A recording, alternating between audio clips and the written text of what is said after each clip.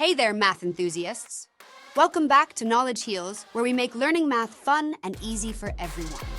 Today, we're diving into the fascinating world of trigonometric functions, straight from NCERT Class 11, Chapter 3. Are you ready to unravel the mysteries of angles, identities, and more? Let's get started. First things first, what exactly are trigonometric functions? Simply put, they're functions that relate the angles of a triangle to the lengths of its sides. But let's not get ahead of ourselves. We'll start with the basics, angles. Angles can be measured in degrees or radians. A full circle is 360 degrees or 2 pi radians.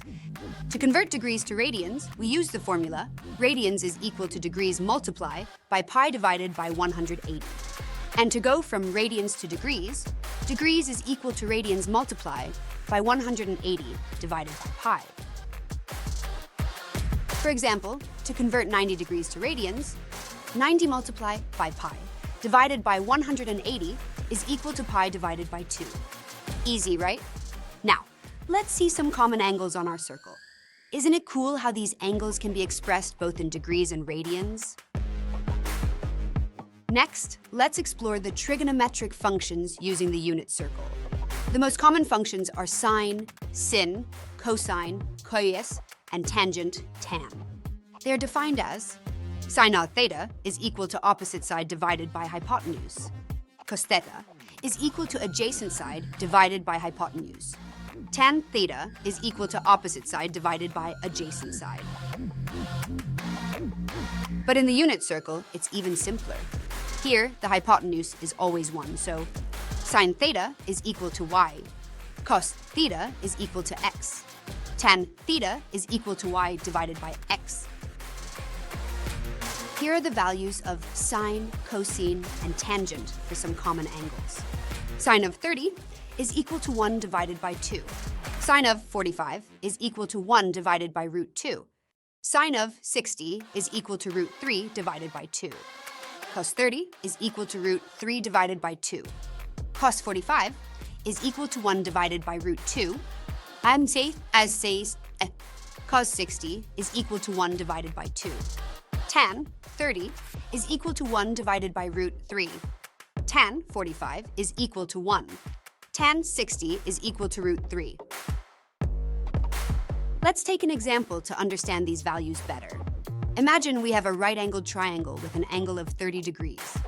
If the hypotenuse is 2 units, the side opposite this angle is 1 unit.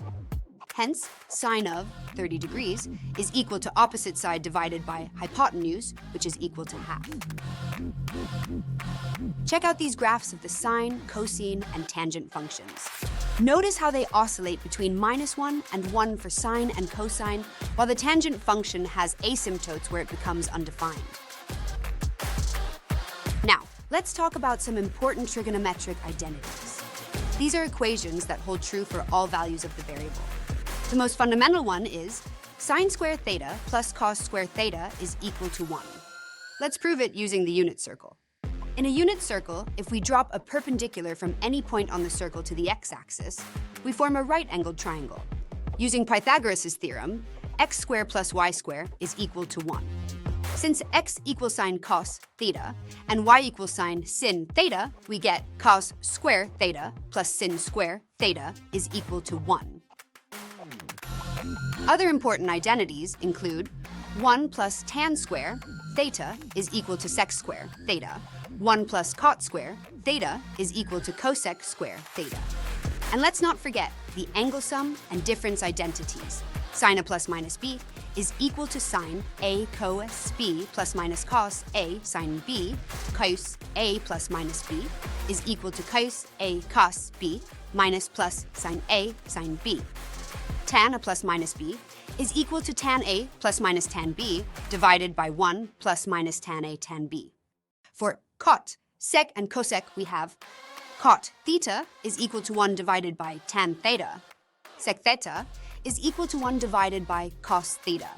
Cosec theta is equal to 1 divided by sine theta. Let's take an example to understand the identity sine square theta plus cos square theta is equal to 1 where theta is equal to 45 degree. Sine of 45 degrees, is equal to root 2 halves cos of 45 degrees is equal to root 2/2. So, sine square 45 degrees plus cos square 45 degrees is equal to root 2 divided by 2 square plus root 2 divided by 2 square is equal to 2 divided by 4 plus 2 divided by 4 is equal to 1. That's the magic of identities. Moving on to trigonometric equations. These are equations that involve trigonometric functions, and we need to find the angles that satisfy them. For instance, sine theta is equal to half. The solution to this equation is theta is equal to 30 degree or 150 degree, or theta is equal to pi divided by 6 or 5, pi divided by 6 in radians. These solutions are found by considering the unit circle and the symmetry of the sine function. Solving trigonometric equations is like finding hidden treasures in a circle. Now let's visualize these functions. Here's the graph of the sine function over one period. Notice how the sine wave starts at 0, peaks at 1 at pi divided by 2, goes back to 0 at pi, dips to -1 at 3p divided by 2, and returns to 0 at 2p. The cosine function follows a similar pattern but starts at 1. The tangent function, on the other hand, has vertical asymptotes where the function is undefined. These visualizations help us understand the periodic nature of trigonometric functions and their behavior over different intervals. Lastly, let's touch on inverse trigonometric functions. These functions help us find the angle when the value of the trigonometric function is known. For example, if we know sine theta is equal to 0.5, the inverse of sine function, written as sine inverse 0.5, gives us theta is equal to 30 or pi divided by 6. Inverse functions are crucial for solving trigonometric equations and are widely used in various fields like physics and engineering.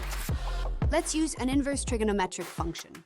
Suppose we know cosis inverse of 0.5 is equal to theta. This means theta is equal to 60 or pi divided by 3. That's a wrap on trigonometric functions. We've covered angles, the unit circle, fundamental identities, trigonometric equations, and even the graphs. Remember, practice is key to mastering these concepts. Don't forget to like, share, and subscribe to KnowledgeHeals for more exciting math content. See you in the next video.